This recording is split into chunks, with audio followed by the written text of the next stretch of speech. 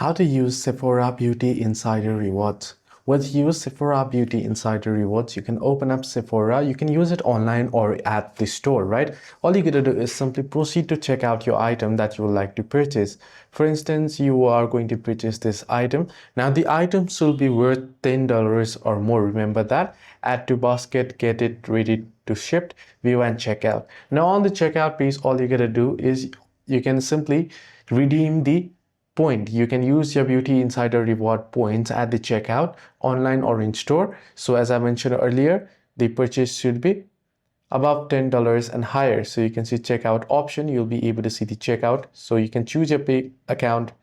Here, tap on checkout here first, and then proceed to the checkout page. On the checkout page, you'll be able to see a option here. If you do have the Beauty Insider benefits, you'll be able to redeem them. So I have now 0, but you'll be able to redeem it here, as you can see on the screen. Hope this video helped you. Like and subscribe.